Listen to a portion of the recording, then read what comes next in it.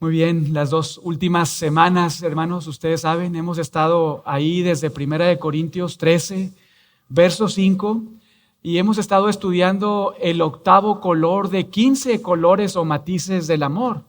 Lo pueden ver ahí en sus Biblias, en 1 Corintios capítulo 15, verso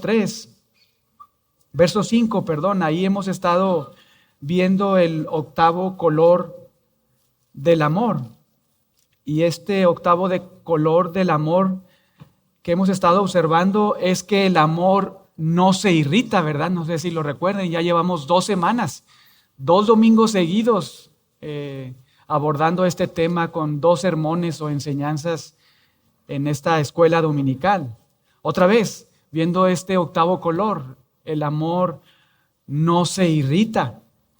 Y lo estudiamos en su momento. Este verbo en el griego no se irrita, ¿es un verbo en tiempo presente o pasado? A ver si alguien se acuerda. Presente, ¿verdad? Y esto denota habitualidad. El tiempo presente en el griego siempre denota esto, algo que es habitual. Entonces, este verbo no se irrita, considerando el amor, denota algo que no debe ser habitual en nosotros, ¿verdad? Pero también está en voz pasiva y también lo estudiamos, lo consideramos juntos. Esto implica que el sujeto recibe la acción. Y todo esto es muy importante porque el significado de esta frase cuando Pablo dice el amor no se irrita, esto significa que el amor cristiano que debe practicar todo cristiano no se debe de encontrar habituado a que algo o alguien lo provoquen a ira o enojo, ¿verdad? Ese es el sentido de esta palabra, no se irrita. De ahí la importancia de, conocer nuestras Biblias. No solamente leerlas, sino estudiarlas. Meditar en el significado de cada palabra. Recuerden que cada palabra ha sido inspirada por Dios. Cada vocablo, cada palabra, cada frase ha sido Dios hablando y cada palabra tiene una suma importancia para nuestras vidas. Entonces esta frase, el amor no se irrita, otra vez, implica que un cristiano no se encuentra habituado a que algo o alguien lo provoquen a que explote en ira, a que sea una persona muy enojona, muy iracunda, ¿verdad? Claro, a veces pecamos, ¿verdad? Por eso el sentido del verbo es continuidad, es algo que es habitual. El cristiano no está ahí como practicando este tipo de ira o enojo en su vida, porque alguien lo provoca eso. Por eso también podemos pensar que, claro, a veces como cristianos, como hijos de Dios, fallamos, ¿verdad? Pecamos, ofendemos a Dios y bueno, estamos ahí luchando con nuestra carne. Pero hermanos, no nos quedamos ahí, ¿verdad? No nos quedamos ahí en el pozo del pecado. No porque decimos, bueno, el cristiano puede pecar o no puede pecar, sino más bien peca por la presencia del pecado que hay en él. No nos quedamos ahí cuando pecamos como buscando una ilustración, ¿verdad? Como rascándonos la pancita, ¿verdad? Estoy aquí muy a gusto pecando, habituado al pecado. No, el cristiano no hace eso. Porque Dios ha hecho una obra en su corazón, ¿lo recuerdan? Lo hemos estudiado en Deuteronomio 30, en Ezequiel 34, ¿verdad? En Jeremías 31, cómo Dios en el nuevo pacto ha cambiado nuestros afectos, ha cambiado nuestra voluntad. Ahora le amamos y procuramos obedecerle. Por eso sí, aunque a veces pecamos, fallamos, no nos quedamos ahí, ¿verdad? No nos quedamos ahí. Digamos que en términos del Salmo 1, no nos sentamos en la silla de escarnecedores, ¿verdad? O en el sofá de pecadores que disfrutan y gozan de su pecado mientras están pecando habitualmente, continuamente. Esa no es la característica de un hijo de Dios, sino la característica de un hijo de Dios, según el salmista en el Salmo 1, que en este Salmo, el Salmo 1 y 2, es como los portales para que todo ser humano pueda alabar y adorar al Señor. Bueno, si quieres adorar y alabar al Señor, realmente tienes que pasar por este portal, ¿verdad? Y considerar en quién soy yo, en dónde estoy yo. Soy de esos que atienden el consejo de malos, que andan en consejo de malos y que en silla de escarnecedores se sientan porque están pecando continuamente y se gozan con su pecado. O somos personas caracterizadas porque meditamos, ¿verdad? ¿Se acuerdan? Salmo 1, en la ley de Dios. y que en la ley de Dios está su delicia como algo habitual. Entonces, claro que nosotros pues a veces fallamos, pecamos, pero no nos quedamos ahí. Más bien procuramos confesar nuestro pecado, ¿verdad? Eso procuramos, confesar nuestro pecado. Procuramos arrepentirnos de nuestros pecados, aunque a veces nos cuesta, ¿verdad? Si somos honestos, somos a veces, pues como lo hemos subrayado, muy orgullosos. A veces nos cuesta. Pero Dios, el Espíritu, trae una convicción a nuestras vidas para entonces poder decir, es cierto, he pecado. Necesito confesar mi pecado y arrepentirme. Procurar estar ahí. Pero también procuramos cambiar nuestra mente, y es lo que subrayamos la semana pasada, no sé si lo recuerden. Esta necesidad que tenemos nosotros de estar no siendo formados en nuestra mente por las filosofías del mundo, sino estar siendo formados por la palabra de Dios, ¿verdad? Estar siendo transformados por la palabra de Dios para entonces conocer cuál es la voluntad de Dios para nuestras vidas en cada una de las áreas de nuestras vidas. Y la semana pasada, los apóstoles Pedro y Pablo nos recordaron con sus cartas la necesidad que tenemos de prestar atención a nuestras emociones. No, ¿verdad? ¿A qué? A nuestra mente. Todavía están dormidos, ¿verdad? A nuestra mente. Tenemos una gran necesidad de prestar atención a nuestra mente, a la forma en que pensamos. Ellos nos recordaron, Pablo y Pedro, gracias a Dios, con sus cartas que tenemos nosotros en nuestras manos, ¿verdad? Que trascienden las épocas y las edades, porque es palabra de Dios que tenemos aquí en el canon que ya está cerrado, para prestar atención a nuestra mente, a nuestros pensamientos. Porque, hermanos, pensando en una ilustración, nuestra mente, digamos que es el centro de controles de nuestro jet privado. Cada uno de nosotros tiene un jet privado que es su cuerpo. Piensa en eso, un barco. Y el centro de controles de tu barco, de tu jet, de tu vida, es tu mente. Por eso Dios hace mucho énfasis en la forma en que pensamos, en qué estamos considerando en nuestros pensamientos. Porque de ahí, conforme a lo que piensas, es lo que vives. Es como te diriges, las decisiones que tomas, la forma en la que hablas.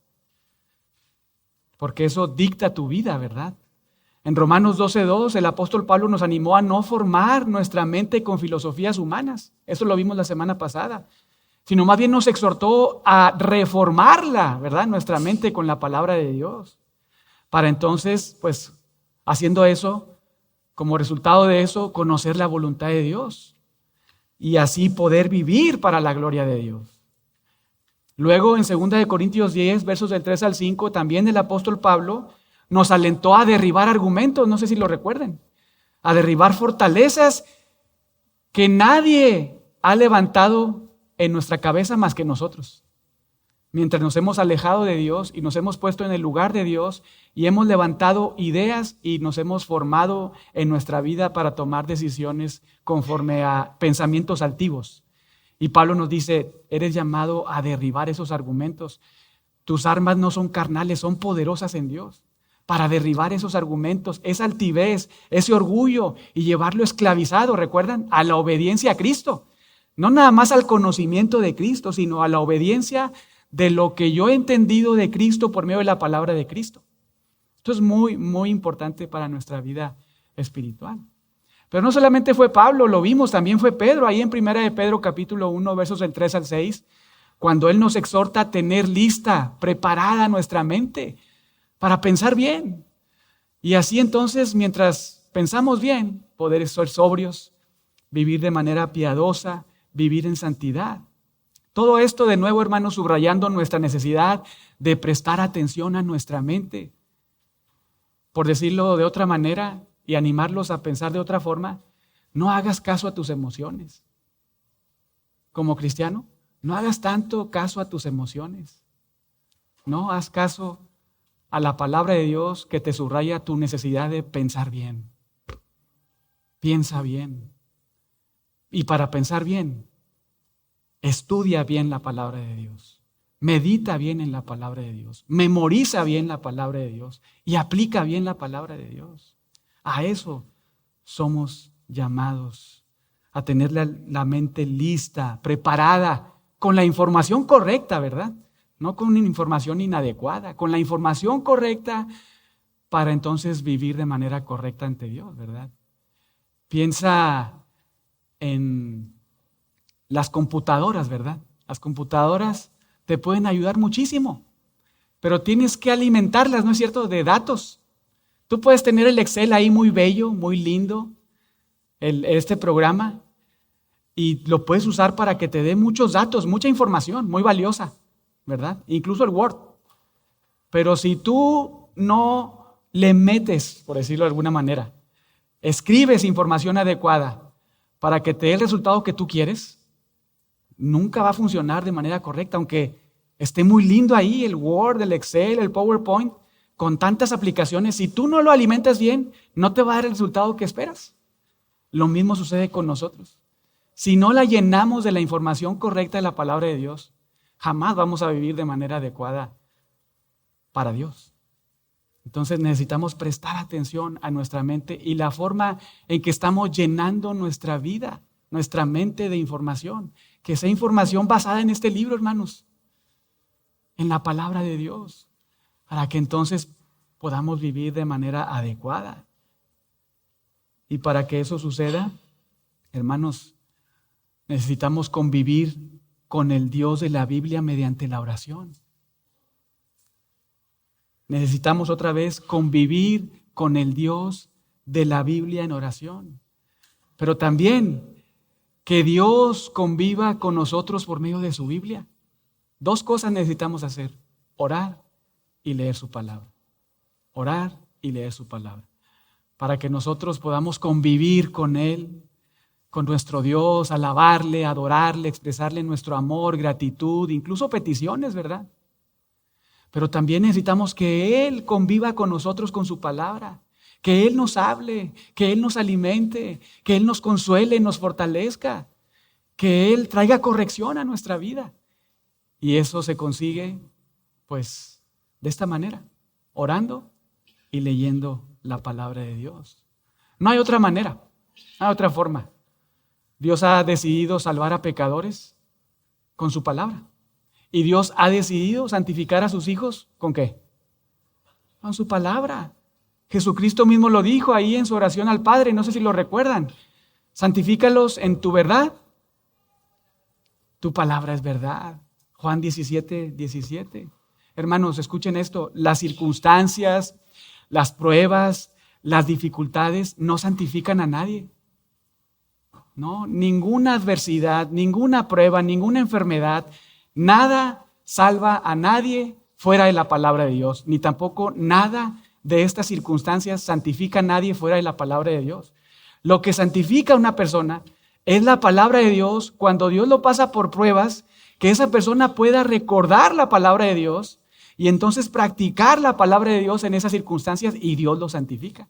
Pero las pruebas, las adversidades no salvan a nadie ni santifican a nadie. El único que santifica, el único que salva y santifica es Dios, y la única forma o manera en que Dios lo hace es por medio de su palabra. Por eso tenemos esta necesidad de orar para que Dios dé fruto a su palabra, porque solo Él da fruto a su palabra. Solo Él, nadie más.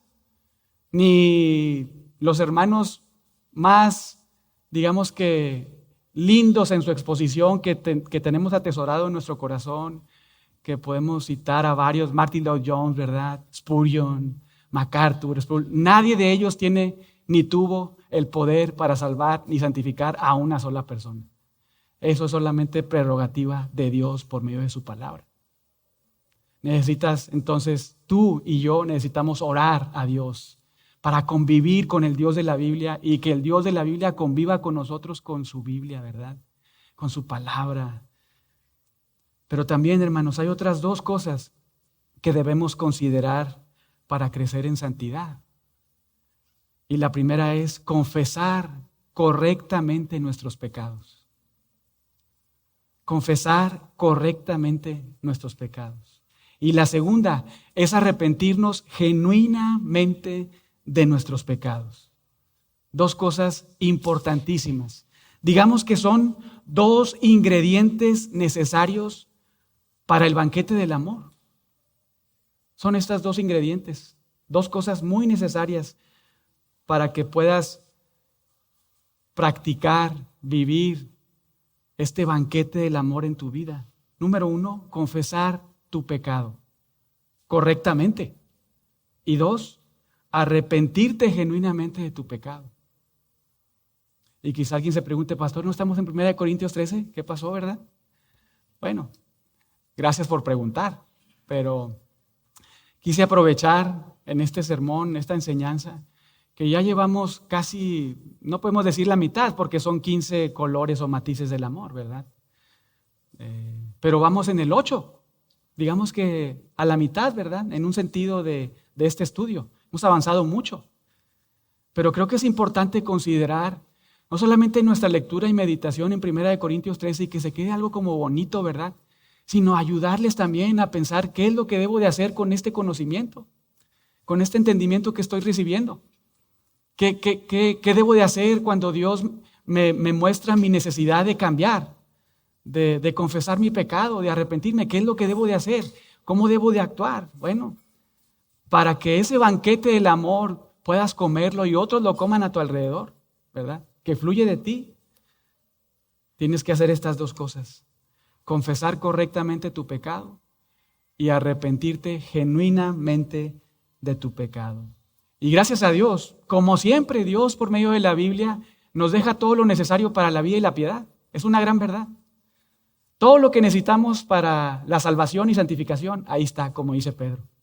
Y Dios en su Biblia nos deja instrucciones de cómo es que Él, desde su perspectiva, debemos confesar nuestro pecado y debemos arrepentirnos.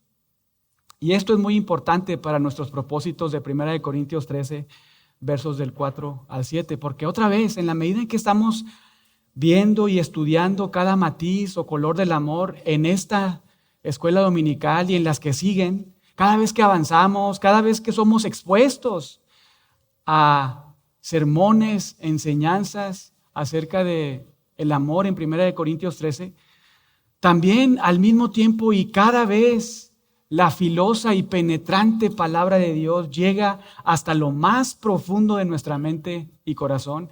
Y no sé si les ha pasado, pero a mí sí, en el estudio personal, mientras preparo los sermones, exhibe mi pecado. Realmente me humilla, me hace sentir mucho pesar. Que así es la palabra de Dios. Llega hasta lo profundo de la mente y del corazón.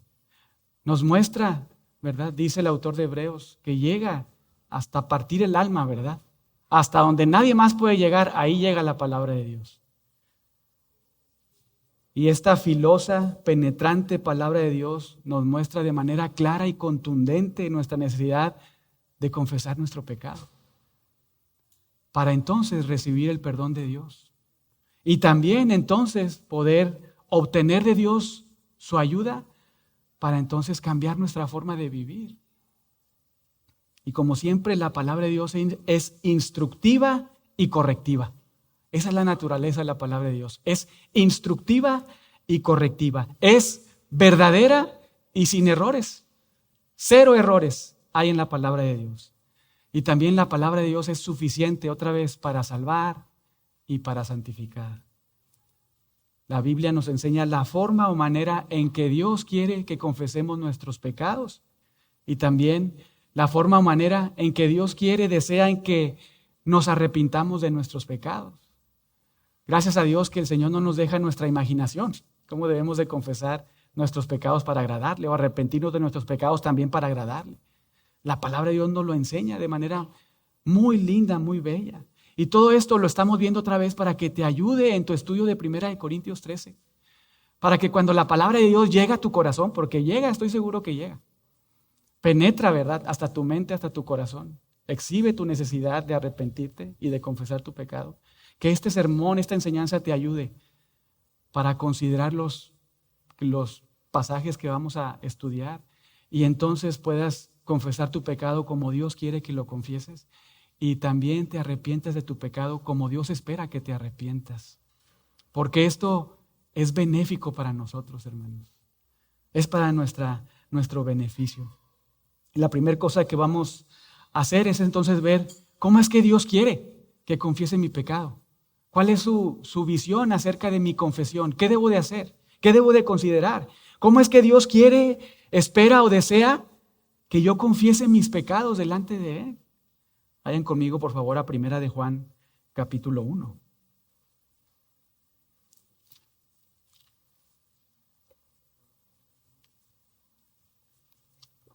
Primera de Juan, capítulo 1. Y aunque el verso que quiero subrayarles está en el 9, quiero que le demos lectura desde el 5 para tener un mejor contexto de este verso 9.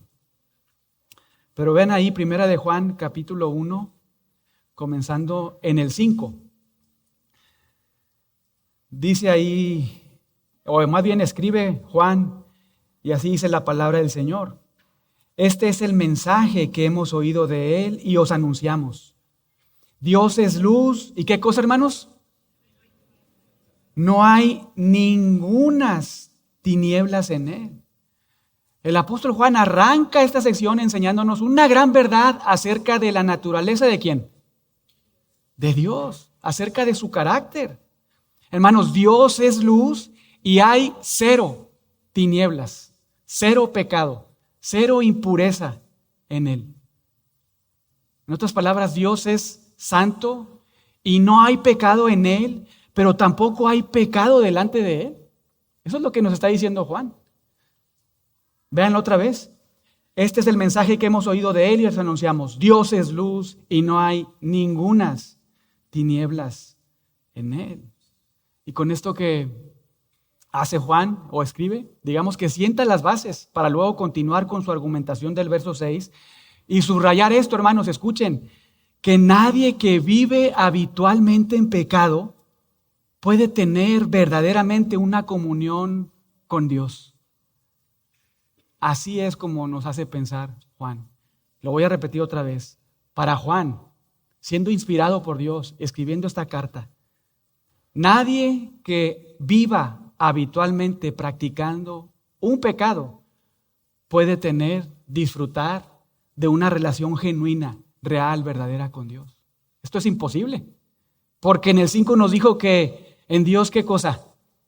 No hay pecado, no hay tinieblas. Él es puro, Él es santo. Vean ahí ahora el 6. Si decimos, esto es muy importante, si hablamos, ¿verdad? Es como si dijera Juan, si hablamos, y este verbo en el griego es lego, como los juguetitos, ¿verdad? No se les va a olvidar ya nunca. Si decimos, si hablamos, y les estoy enfatizando el griego porque después vamos a ver otra cosa más adelante. Si decimos, si hablamos, si lego, ¿verdad? Que tenemos comunión con Él y andamos. Juan usa una metáfora, ¿verdad? Del andar. Que esto apunta a la vida diaria, a la forma de vivir, de pensar, de hablar. Otra vez, si decimos, si hablamos, que tenemos comunión con Él, si abrimos nuestra boca y estamos diciendo, ¿verdad? Tengo comunión con Él, ¿con quién? Pues con Dios, ¿verdad? Con ese don que dice es luz y no hay tinieblas en Él. Pero vivo, ando. Mi conducta es andar en tinieblas, vivir en pecado, vivir con un pecado habitual en mi vida. Entonces, ¿qué cosa? Mentimos. Y vean lo que se añade. No practicamos la verdad. En otras palabras, para Dios, hermanos, escuchen esto, y amigos, para Dios no importa tanto lo que digas, no importa tanto lo que hables, no, sino más bien importa más lo que vivas. ¿Qué es lo que estás viviendo? No tanto lo que hablas o confiesas, sino tu forma de vida. Eso es lo que nos está haciendo pensar Juan. Jesús mismo, en Mateo 7:21, nos anticipa una verdad aterradora que va a pasar en el futuro con algunos. No sé si lo recuerden. Pero ahí Mateo 7:21 nos dice, Jesucristo nos dice, no todo el que me dice, y otra vez utiliza esta palabra en el griego lego, no todo el que me dice, Señor, Señor, entrará en el reino de los cielos, sino el que ¿qué? El que hace la voluntad de mi Padre. Muy lindo, ¿verdad? Por eso Juan nos hace pensar y mira, nos dice, lo que oí, lo que vi, lo que escuché, esto vengo a anunciarte, ¿verdad? Por eso tiene tan presente la verdad en su mente, en su corazón, que escribe cartas y pues está muy influenciado por las enseñanzas de Jesús. Vean esta verdad aterradora, hermanos, por favor. No todo el que me dice, y la idea es el que me está diciendo una y otra vez, y no le dicen de otra forma diferente como un cristiano genuino le dice a Jesús, Señor, ¿verdad? Señor, Salvador. Pero hay algunos que al final, una verdad aterradora, dirán, yo te decía también, Señor, Señor. Yo te decía, Señor, Señor. Pero ¿qué dirá Jesús? No todo el que me dice, Señor, Señor, entrará en el reino de los cielos, sino el que hace la voluntad de mi Padre. Hermanos, debemos prestar atención y examinar nuestras vidas constantemente, continuamente, si estamos haciendo la voluntad de Dios, no solamente diciendo. Porque aquí puede haber muchos que nada más dicen y hablan, pero no hacen. Esto es una advertencia muy fuerte para todos los que estamos aquí en este auditorio. Ten cuidado, examina tu vida, examínate si realmente estás en la fe. Piensa, ¿qué tanto estoy diciendo en función a lo que estoy haciendo? Porque para Juan, estás mintiendo, estás engañado. Así estás. Y en eso debemos pensar todos, comenzando pues con el que estudió el sermón, ¿verdad? Pero con todos, prestar atención a nuestra forma de vivir. Pero sigamos leyendo, vean ahora el verso 7. Vean ahí lo que añade. Primera de Juan, capítulo 1, verso 7. Pero si andamos, otra vez esta metáfora, ¿verdad? De la vida diaria, que implica otra vez algo habitual. ¿Cómo estás pensando? ¿Qué estás hablando? ¿Qué estás diciendo? ¿Cómo estás viviendo? ¿Cómo te estás comportando? Pero si andamos en luz, como Él está en luz, entonces tenemos comunión unos con otros. Entonces, verdaderamente, la sangre de Jesucristo, su Hijo, nos limpia de todo pecado. ¿Qué significa eso? Bueno, es un gran contraste, ¿verdad? Entre el 6 y el 7. Y el contraste es que si andamos o vivimos en luz, es decir, si conducimos nuestras vidas habitualmente en santidad y no en pecado, si esto es una característica en nuestras vidas, algo visible en nuestros corazones, en nuestra forma de hablar y de pensar, eso ilustra verdaderamente que Jesucristo te ha limpiado de todo pecado. Si no es una falacia, estás viviendo una religiosidad. Eso es lo que nos hace pensar Juan. Si tu vida habitual es el pecado, estás engañado. Es una mentira. Pero si realmente tu vida es caracterizada por agradar a Dios, hay algo habitual en ti de obedecer la palabra de Dios, entonces ten por seguro que realmente Cristo ha limpiado tu vida. Ten por seguro que hay una comunión, hay una coinonía, ¿verdad? Esa palabra que conocemos, muy especial. Y no es una coinonía de un club social. No, aquí no estamos por ser amigos, ¿verdad? Aunque somos amigos. Pero estamos aquí por una persona. Por el Dios hombre, ¿verdad? Por Cristo. Por eso tenemos coinonía, comunión, muy singular, muy diferente a echarnos unos taquitos, ¿verdad? O ir al fútbol o lo que sea. No, estamos aquí disfrutando una comunión y coinonía por los lazos que unen gracias a la sangre de Cristo. Esto es lindísimo. Y debido a esto, entonces, a que realmente practicamos la piedad, porque el Dios de piedad nos ha salvado y genuinamente Cristo nos ha redimido de todo pecado. Entonces, por ese hecho realmente podemos acercarnos a este Dios que es santo y donde no hay ningunas tinieblas en Él ni delante de Él. Por eso podemos acercarnos a Él, porque verdaderamente Cristo nos limpió de todo pecado, ¿verdad? Porque gracias a Cristo somos justificados delante de la corte de Dios. No es por nada más, sino por Cristo. Gracias a Dios. Porque nos acercamos a un Dios 3 veces santo, habiendo sido cubiertos por Cristo, ¿verdad? Y piensen simplemente en todos los personajes históricos en la Biblia que se acercaron a Dios y tuvieron una perspectiva de Dios en algún momento. Todos cayeron como muertos, ¿verdad? Todos. Se veían como inmundos, como pecadores, como personas necesitadas urgentemente una limpieza radical en sus mentes y corazones. Esto sigue siendo así. Debiera ser un pensamiento constante y continuo en nuestras vidas, porque Dios sigue siendo santo, santo, santo, porque en su trono sigue habiendo solamente pureza y santidad, porque solamente ahí puede ser disfrutada la santidad por medio de Cristo. Es por Él que tenemos comunión unos con otros. Es por Él que nos amamos unos a otros. Es por Él que nos alentamos unos a otros. Es por Él que estamos aquí, ¿verdad? Para empezar y para terminar. Es por Él, gracias a Él, gracias a su obra perfecta, gracias a Cristo. Pero vean cómo Juan regresa en el 8 a examinar lo que decimos. Noten ahí el 8. Si decimos, otra vez, ¿verdad? Lego. Si decimos que no tenemos pecado, nos engañamos a nosotros mismos. ¿Y qué cosa? La verdad no está en nosotros. Otra vez. Si decimos, si hablamos que no tenemos pecado, nos engañamos a nosotros mismos y la verdad no está en nosotros. Cuidado, hermanos, porque para Dios es muy importante que reconozcas tu pecado. Es muy importante para Dios que entiendas que sigues pecando y que necesitas reconocer tu pecado delante de Él. Porque ese reconocimiento va a demostrar que verdaderamente estás en la verdad. Léanlo otra vez. Si decimos que no tenemos pecados, nos engañamos a nosotros mismos y la verdad no está en nosotros. Por el contrario, ¿verdad? Viéndolo desde la otra óptica, si decimos que tenemos pecado, entonces decimos la verdad. No engañamos a nadie, ni a nosotros mismos, ni a Dios.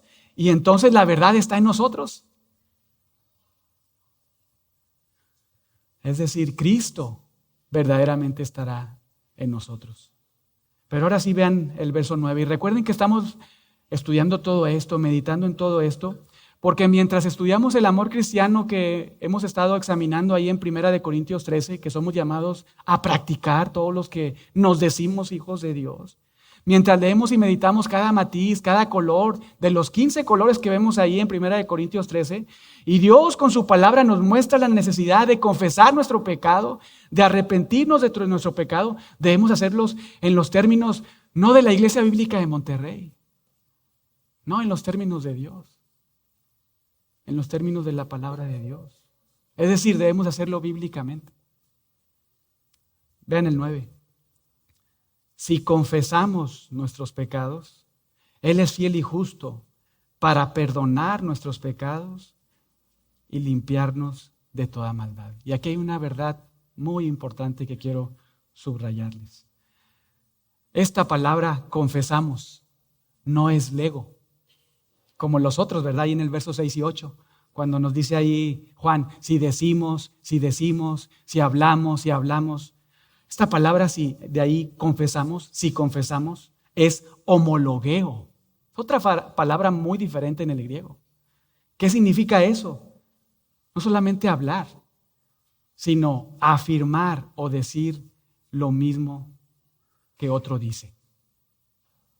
Entonces, esta confesión no nada más es hablar, sino es hablar el pecado como Dios lo ve, como Dios lo declaró. Eso es confesión de pecados. Eso es confesar el pecado. El punto de Juan es este, hermanos. Si tú reconoces tu pecado delante de Dios y lo llamas como pecado, como Dios lo hace, entonces es una condicionante. Esto se le llama cláusula condicional en el idioma original. Si tú confiesas tu pecado, lo hablas como Dios lo habló y lo escribió por medio de los autores bíblicos, si tú lo declaras de esta forma, como Él lo piensa y lo dice y lo considera, entonces Él es fiel y justo para perdonarte y limpiarte de toda maldad. Pero escucha esto, si lo que haces es justificar tu pecado, olvídate de recibir el perdón de Dios. ahí no hay perdón de Dios. Si tú niegas tu pecado, no hay perdón de Dios. No hay gracia de Dios ahí. Si tú lo llamas a tu pecado, lo llamas error. A veces lo hacemos, ¿verdad? Si llamas a tu pecado, ay, es que me equivoqué, pastor. Si llamas a tu pecado, ay, fue un resbalón. O más coloquial, ¿verdad? Para que se entienda, ay, metí la pata. Si lo llamas de esta manera, tratando de minimizar tu pecado, tus pecados no son perdonados delante de Dios. Porque no los estás hablando, confesando como Dios los ve, como Dios los considera. Nuestros pecados no son metidas de pata, no son resbalones, no son equivocaciones, no son errores, no son deficiencias. Es ofensa a Dios, es pecado, rebelión contra Dios. Y si no confiesas tu pecado como lo que es, no vas a ser perdonado por Dios. Tienes que hablar tu pecado como Dios lo ve. Tienes que considerar tu vida, examinar tu corazón. Hermanos, esto es gracia de Dios para toda esta iglesia, para todos sin excepción. Porque todos estamos a veces de muchas maneras justificando nuestro pecado, nuestra forma de pensar, y no debe ser así. Debemos confesar nuestro pecado, con humildad venir al Señor y decirle, mira Señor, aquí estoy. Es cierto, he pecado. De esta manera, de esta forma, como tú me lo dices. Perdóname, por favor, límpiame. ¿Qué va a pasar? Pues Juan nos dice de manera muy linda, si haces esto, Dios es fiel y es justo. ¿Por qué dirá que Dios es fiel y es justo? Hermanos, porque Dios no puede cambiar su carácter. Su carácter es ser un Dios de amor, un Dios de misericordia, ¿no es cierto? Que es lento para la ira, que es grande en misericordia, pero también que no tendrá por inocente al culpable. Dios es fiel. Si tú vienes y hablas tu pecado como lo que es, Él te va a perdonar. Pero también Dios es justo y por eso te va a perdonar. ¿Por qué? Porque Él aplicó su justicia en otra persona en lugar tuyo. ¿En quién? En Cristo. Si tú vienes así, recibirás el perdón, la limpieza que necesita tu corazón, tu vida. Si no, esto no es posible. Pero hagamos un ejercicio y pensemos considerando las características activas del amor. Les voy a ayudar para hacerlo aquí y no en casa. Desde aquí aprovechando esta escuela dominical para que examines tu corazón, pensando en esto, ¿verdad? Que hemos estado considerando. Y entonces que dejes que la palabra de Dios examine tu corazón y tu conducta. Y veas tu necesidad, incluso los que están tomando notas, ahí tengo que arrepentir, tengo que pedir perdón al Señor de esto, confesar mi pecado de esto. Piensa en esto, el amor es sufrido, nos dice Pablo, ¿verdad? ¿Qué significa eso, el amor es sufrido? Esto significa que el cristiano debe estar dispuesto a sufrir, a no enojarse, incluso por las injusticias que recibe de otros. Debe de estar dispuesto a sufrir si es necesario, a no pagar mal con mal. Pregunta, ¿cómo estás ahí? ¿Has pecado? ¿No siendo una persona que soporta la injusticia? ¿O no has sido una persona caracterizada por ser un cristiano que ha sufrido? Te hacen algo y luego quieres pagar mal con mal. Te hacen algo y pues quieres regresarla. No esperas y soportas y sufres. El amor es benigno, nos dice Pablo. Esto significa que el cristiano está listo para hacer el bien, no para hacer el mal, no para practicar la maldad, sino para practicar el bien. Incluso para ser empático con otros y ayudar, mostrar ese bien a otros, ¿verdad? Ser el bien de otros. ¿Cómo estás ahí? ¿Es algo habitual en tu vida? O más bien, pues estás habituado a no ser una persona caracterizada por el bien, sino por el mal, por el pecado. No te importan los demás, no te interesa lo que pasan las demás personas. Pablo nos dice, el amor no tiene envidia. Uy, esto está subiendo de color, ¿no es cierto? Sube cada vez más y más y más. Pues yo ahí cuando estaba haciendo este ejercicio, pues tachita en todas me puse. El amor no tiene envidia. ¿Qué significa eso? Examina tu corazón. El cristiano no debe estar habituado a tener celos de otros. No debe ser una persona que ve a otros que les va bien y siente mucho celo, mucho coraje, porque otros tienen más honor, más respeto, más posesiones, mejores cosas. El cristiano no tiene envidia. ¿Cómo estás ahí? El amor no es jactancioso, es decir, el amor no es presumido. El cristiano no es una persona que está presumiendo todo lo que tiene, ¿verdad? Todos sus logros. No está buscando la vanagloria, ¿verdad? Que la gloria pertenece a el Señor. ¿Cuánto presumes? ¿Cuánto hablas de ti? El amor no se envanece. Es decir, el cristiano no debe ser caracterizado por ser orgulloso. Por ser arrogante. El amor no hace nada indebido. Es decir, el amor, escucha esto, el amor no actúa de forma antibíblica. El cristiano no actúa de forma antibíblica. ¿Cómo estás ahí, hermano y hermana? ¿Cómo estás viviendo? Piensa y considera en todo esto de esta manera. Porque a eso somos llamados, a ver nuestra vida en función a 1 Corintios 13 y estar examinando nuestro corazón. Y no solamente decir, sí, qué lindo el amor es así, así. No, yo, ¿cómo estoy? ¿Cómo está mi vida? ¿Cómo soy caracterizado? ¿Soy una persona respondona que continuamente peca y tiene envidia y celos de otros? ¿Soy muy presumido, orgulloso, arrogante? Hago muchas cosas indebidas, hago más cosas indebidas que las debidas. Es decir, pienso más antibíblicamente que bíblicamente y vivo de esa manera. El amor, dice Pablo, no busca lo suyo. Y esto está muy conectado con lo anterior, porque el cristiano no busca su propio estilo de vida, no pone sus ideas por encima de la palabra de Dios, aunque para él sean lógicamente mejores, adecuadas. El cristiano no está ahí, no busca lo suyo, no busca lo que Dios dice en su Biblia. Y por lo tanto, pues vive adecuadamente. No causa deshonra ni vergüenza al Evangelio de Cristo, ni a la persona de Cristo. Y por último, el 8, el amor no se irrita. Y nada más les dije 8, ¿verdad? Quedamos ahí como en deuda, ¿no? El cristiano no es fácilmente provocado a la ira. Hermanos, si estamos pecando, al no vivir la clase de amor que debemos de practicar, lo que vimos nada más en estos 8, ¿verdad? Colores o matices del amor.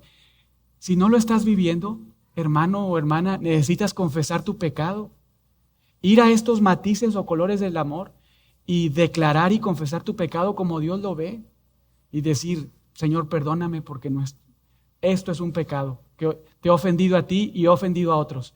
Comienza pidiéndole perdón a Dios, confesando a Dios de esta manera y continúa con tus hermanos o hermanas, padres, hijos, hermanos, familia en general. Continúa ahí pidiendo perdón. Habla, ahí sí lego, ¿verdad? Habla y pide el perdón. Pide que te perdonen, sea, a quien hayas ofendido, a quien le hayas faltado, comenzando con Dios. Delante de Dios, habla tu pecado como Dios lo habla y dile, perdóname. Y es seguro que el Señor te va a perdonar, te va a limpiar, te va a purificar. Y ve y pide perdón a otros, a los que has ofendido.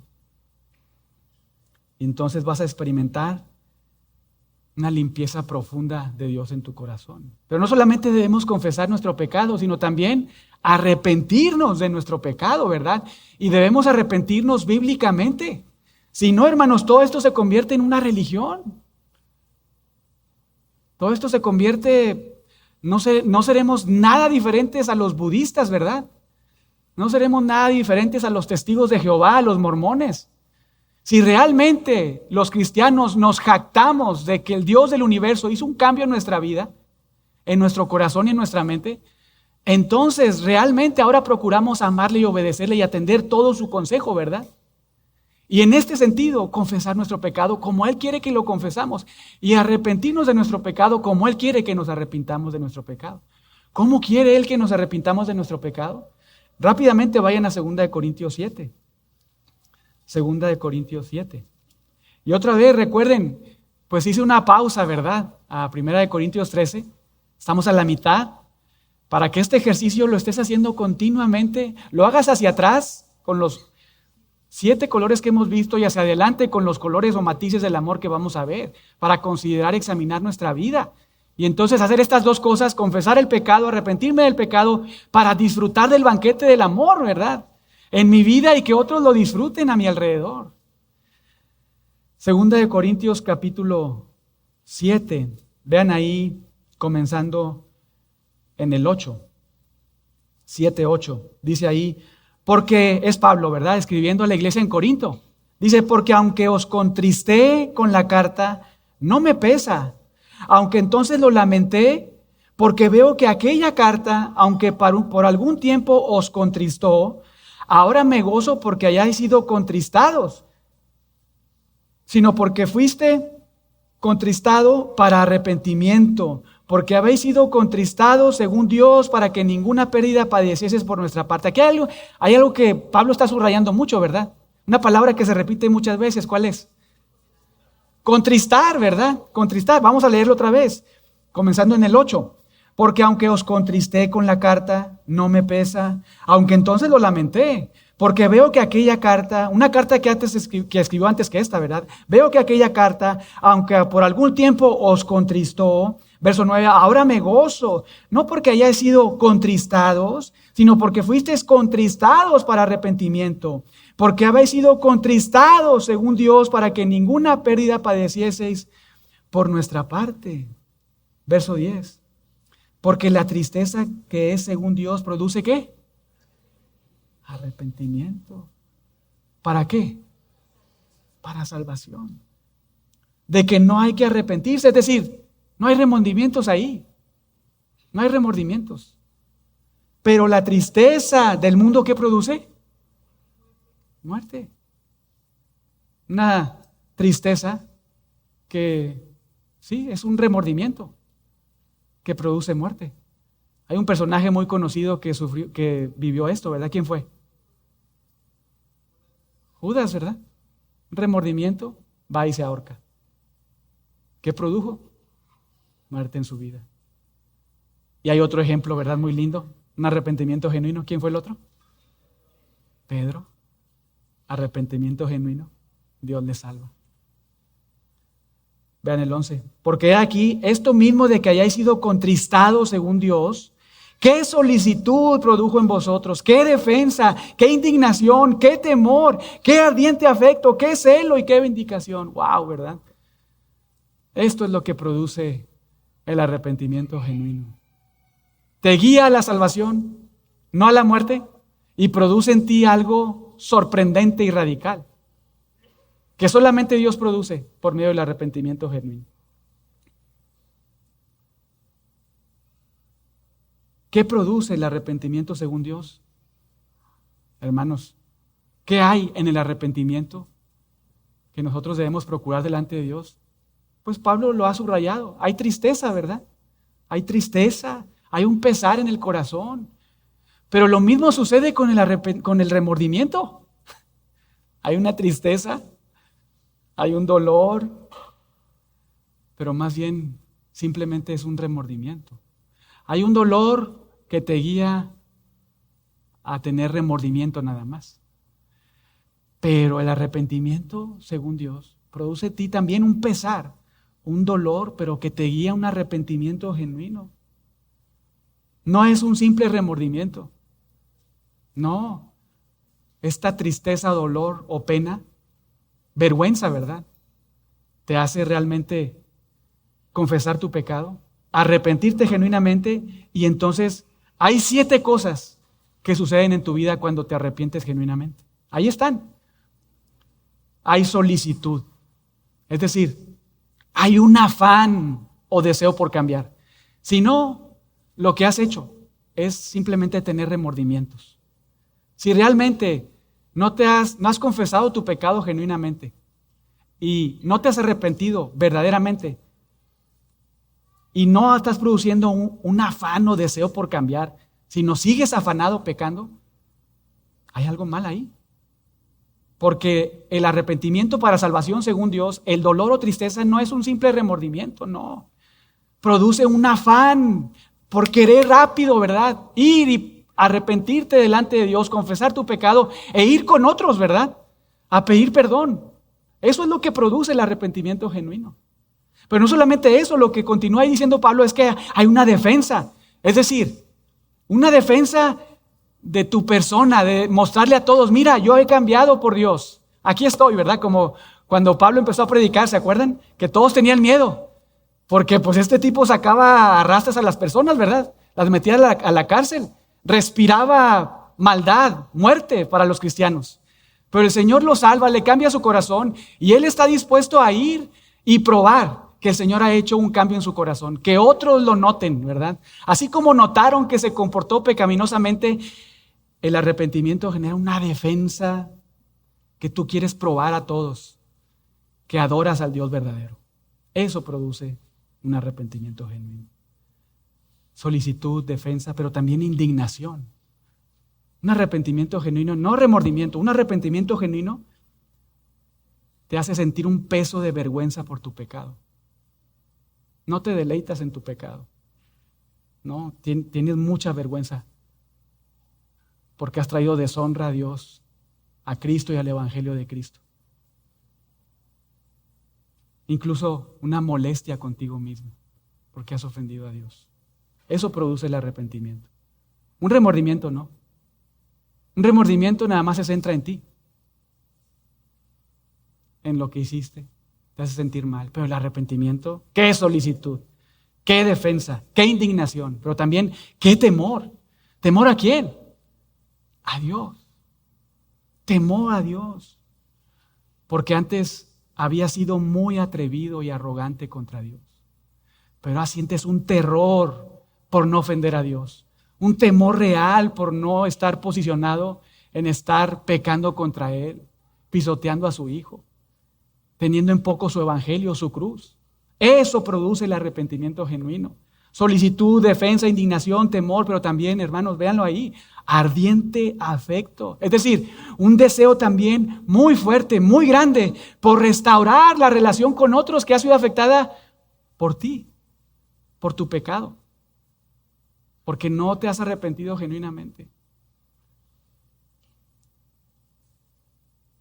Y recuerden que todo eso lo estamos repasando para examinar nuestras vidas, ¿verdad? 1 Corintios 13. ¿Cómo estamos ahí como iglesia? Pero también produce un celo renovado por la santidad. Un deseo muy fuerte por siempre procurar agradar a Dios con tu vida. Un amor muy fuerte por Dios, escucha esto, que te hace odiar tu pecado. Eso produce el arrepentimiento. Si no, lo que has tenido en tu vida es remordimiento.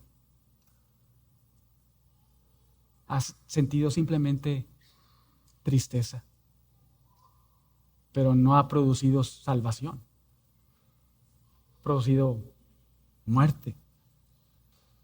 Pero el arrepentimiento genuino detona en ti un celo, un amor muy fuerte por Dios que te hace odiar el pecado.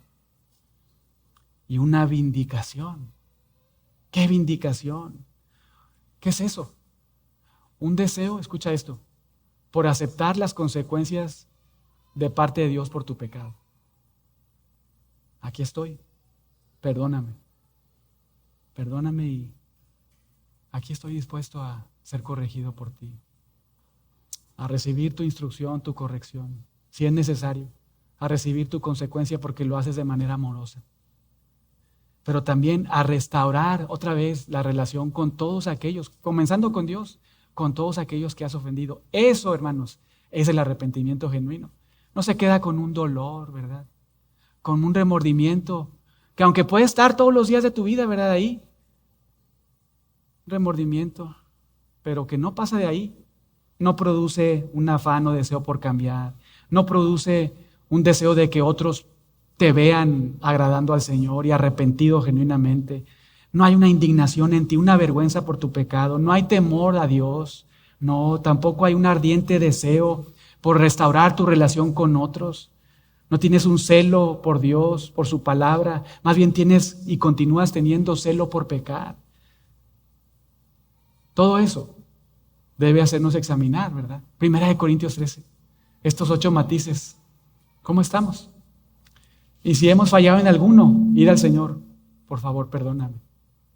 Confieso mi pecado. Mira, he pecado en esto, Señor. Y entonces venir a esta lista, ¿verdad? Segunda de Corintios 7. Examinar nuestra vida y hacer lo que debemos hacer con la ayuda del Señor. Impulsados por el Espíritu de Dios que mora en nosotros, ¿verdad? A la luz de lo que Dios ha hecho en nuestro corazón, ese cambio radical, una transformación total, completa en nuestras vidas. Que el Señor nos ayude. Vamos a orar.